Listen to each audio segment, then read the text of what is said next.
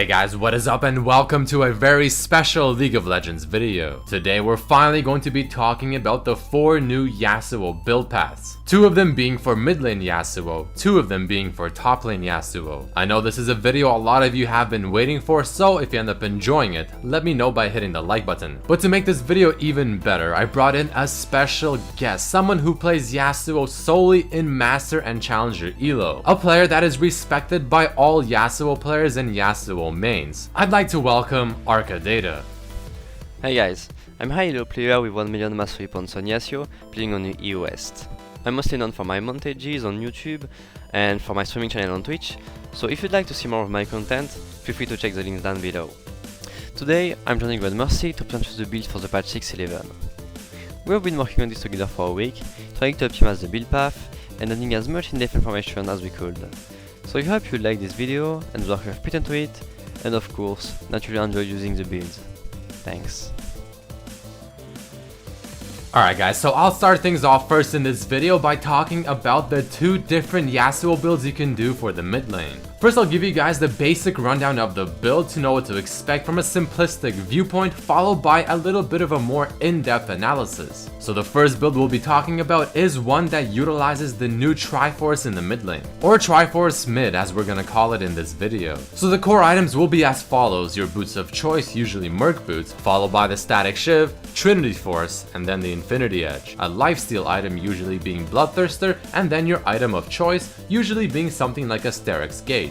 Now the order is as follows: Static Shiv into either the full Trinity Force into Infinity Edge, or you can go Static Shiv into the Phage, then Infinity Edge, and then finish the Trinity Force, or you can go Static Shiv into the Cloak of Agility for the 100% crit chance, into the Trinity Force, and then finish off the Infinity Edge. Now this build, even though it's quite good, is very situational that you usually only want to do when you're facing an enemy team with either a lot of squishy champions or a lot of champions with skill shot abilities. Because the idea behind this build is to have a lot of burst with the sheen effect from Triforce, while also having a lot of mobility thanks to the Phage aspect of Triforce, helping you dodge a lot more skill shots while also giving you the CDR, which will in turn also give you more wind walls to block those skill shots. Now if you want, you can definitely switch out the Static Shiv for a Phantom Dancer. And here's the quick reason as to which one you want to have and when. Now for this Triforce mid build, you want to have Static Shiv when you're versing a mid laner that has a lot of issues CSing under tower, so you push in the wave as often as possible, which in turn will also help you roam. But if you feel like you'll be playing this game a lot more like a split pusher trying to get towers and duel people 1v1, then the Phantom Dancer is a lot better, also because you will not kill the minions whenever the Static Shiv procs, so you're able to abuse your E ability more often. All in all, this Triforce mid lane build is somewhat expensive, but it does have a lot of burst damage, great synergy between the Infinity Edge and the extra damage coming out from Static Shiv's lightning, on top of also being able to stack the Static Shiv more often thanks to the move speed offered by Trinity Force. The last item in this build is the optional one, where you can choose between something like a Sterak's Gauge, which synergizes with the sheen component of your Triforce, Guardian's Angel, Spirit Visage, which is a good one if you have Warlord's Bloodlust and especially Bloodthirster to get more lifesteal, or something like a Randuin's. It all comes down to what you're facing. Are you fed and you want to get a little bit tankiness while still not sacrificing a lot of damage? Sterak's is fantastic.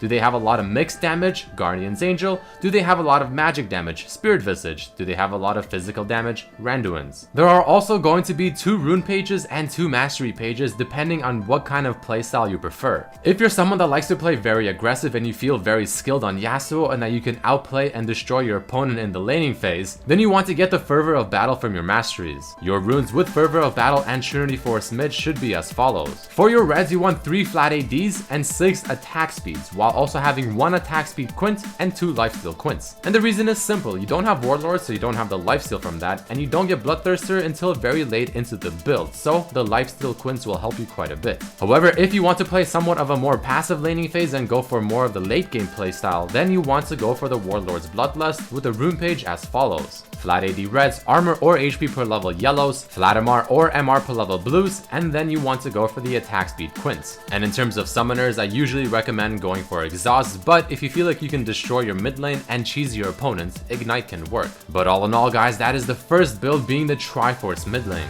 Next we'll talk about build number 2, that is called the standard mid. This is the build you want to do when a Triforce mid just simply does not work for the enemy team composition. Or in other words, against a tanky team or a team that doesn't have a lot of skill shots or things like that. This one for the most part is just a safer build path because it will work in almost any scenario. So if you're just not sure what build path to do, this is probably the one you want to do. It's pretty straightforward. You have your Boots of Choice, your Phantom Dancer, your Infinity Edge, and your Bloodthirster. Those are the core items, followed by 2 situational items, which can be either Mob Malmortius, Guardian's Angel, Mercurial Scimitar, Randowinds, or Spirit Visage. Again, just depends on what you're facing and what you need. The runes and masteries also depend on your playstyle. Are you going Fervor of Battle? Then you want to run 29% attack speed from your Reds and your Quints. The reason is to have the extra attack speed to quickly proc your Fervor of Battle on-hit effect as often as possible. And since Phantom Dancer is your only attack speed item, you need this extra attack speed from your runes to cap your Q sooner. But if you decide to play the safer approach and go for more of the late game while having a more passive laning phase, then Warlord's Bloodlust plus the rune page we talked about earlier is the one to go. The page with flat AD Reds and attack speed Quints. And the summoners are the same thing as the Triforce one. Do you want to cheese your opponent? Go for the Ignite. If you want to have a useful summoner throughout the whole game and be more safe,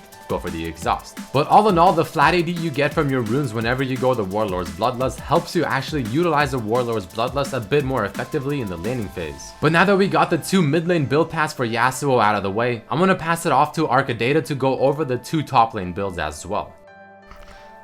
Okay, so I'm gonna put on 2 builds for top lane with 2 different playstyles.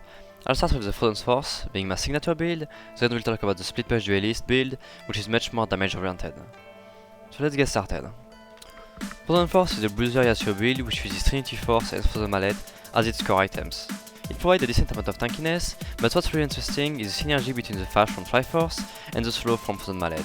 It allows Yasuo, an already hyper-mobile champion, to move even faster and to have a lot of stickiness. The next item you are gonna get are mostly situational, but I'd recommend using those in most scenarios. First, a Guardian Angel, because we need some resistance after getting 800 HP. Then, Sunfire and Seraph Gauge to increase both the tankiness and the damage output of the build. There are some variations you can do depending on the enemy team composition, like getting Guardian Angel, Spirit Visage and Warmog against a team with a lot of AP poke, or getting Sunfire, Randuin and Thornmail if you are against a full AD team. Keep in mind that you can adjust the situational items the way you want as long as you mostly build tanky. Now, I know a lot of people are gonna be skeptical when looking at this build, and I totally understand why. The main reason being that we have 0% crit chance. But, while it might look really bad for Yasuo, it's not impacting him that much on a tanky build, simply because anyway you don't have a lot of AD to multiply.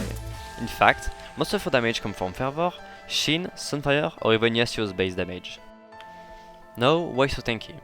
Because it's what the current meta is all about. Have you seen Bruiser Fist top lane? Or the full tank echo jumping on your ADC, destroying him in a matter of seconds with nothing you can do to save him because he has too much tankiness and mobility? This is what we are gonna turn Yasuo into. An obnoxious diver, almost unkillable, knocking and slowing everyone while still unleashing a decent amount of damage. Though, I wouldn't recommend using this build in every single game. It's optimal when you don't have a tank already on your team, or if you are against an hard matchup like Irelia and want to use a safer build path. But in other scenarios, you might want to use the Split Push Duelist build I'll present in a minute. But first, let's see the rune and mastery setup we are going to use on this Frozen Force build. First of all, for the Frozen Force setup, I'd recommend using a full attack speed rune page. This will allow us to cap Yasuo's Q spell by level 14 with the attack speed from Triforce. So that's 3 attack speed Queens and 9 attack speed marks. For defensive runes, I personally use Flat Armor and Scaling Magic Resist, but feel free to adapt. For the mastery pages, we have 2 options. The most common one being Fervor of Battle, mostly because it provides a lot of damage to complement this build's tankiness, and it scales well from early to late game. Further, it synergizes really well with Yasuo's kit and the amount of attack speed we are getting. Now, if you want a safer mastery page, Grasp of the Undying is the way to go. It's really powerful when you are against an hard matchup and you need the extra sustain, tenacity and tankiness to survive. But while it provides a much safer early game, it doesn't scale as well as the Fervor Battle page. And that's all I had to say for this build that I really recommend people to try out. Because in my opinion, it's a really strong build if you wanna act as a frontline for your team. And it only suffers from a few weaknesses like being weak against percent HP damage or having to rely on your teammates. Now if you tried this build already and didn't like it, you might want to use a more offensive approach, the Split Push Duelist build. So let's switch to this one. The core items of the split push builds are gonna be as follow. Phantom Dancer into Blade of the Rune King into Infinity Edge. You can swap Blade of the Rune King and Infinity Edge according to your preference, but getting Blade of the Rune King first is much safer. The next items we want to get are Deadman's Plate and Banshee Veils. The goal here is to get as much roaming and dueling items as possible. In fact, Phantom Dancer will provide you the strong 1v1 damage reduction, Blade of the Rune King is really good in duel, especially against tanky champions, Infinity Edge because you want to get the insane damage increase and the 100% crit chance, Banshee because it's really cheap and strong for speed pushing, it can actually save you from getting off or taking an important spell from your opponent, and finally Deadman's Plate to improve that speed pushing and roaming aspect thanks to the move speed it gives. Overall, it's a really well-rounded build with some sustain, hybrid resistance, lot of damage against squishies and tanks, and of course a lot of dueling and roaming potential thanks to all the items passive. For this build, keep in mind that we are putting the emphasis on the speed pushing aspect, but you can still play it more as a team fighting build by changing the defensive items a bit, like getting around Rain and Split Visage instead of Deadman's Plate and Banshee, since the first two are gonna be more powerful in team fights. Now let's see the rune and masteries for this build. We are gonna use 29% attack speed, since it's really strong for long trades, and it synergizes really well with the keystone we are gonna get most of the time, Fervor of Battle. This mastery page provides a lot of damage in a 1v1 scenario, and Fervor is extremely powerful on Yasuo top, so this is the setup you want to get when you are confident. If you are not, you can get this mastery page with Warlord Bloodlust, it will allow you to safely scale, and your late game lifesteal is gonna be really helpful for dueling people. This is the kind of build you want to get when you already have a frontline, and your matchup does not require you to build tankiness in order to survive. This can be even more optimal if no one can duel you in the game, which will mean you will be able to split push freely. And that is about it for this video, guys. I mean, there you have it, the current 4 best Yasuo build paths ever since the change in Trinity Force, 2 for mid lane, 2 for top lane. I really hope you guys did enjoy this video with this in-depth information, giving you everything you need to know to play Yasuo successfully in this current patch. I also want to give big shoutouts to ArKaDaTa for joining us in this video, giving his professional insight on a champion he's exceptionally skilled at. So if you maybe do not trust my opinion for whatever reason, then you can 100% trust his. And here's ArKaDaTa one more time with his closing thoughts.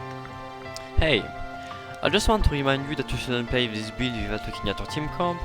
I'm especially looking at the Triforce mid build, since even if it's a really enjoyable build that allows us to still get Triforce on the mid lane, it's mostly effective against skill shots and squishies.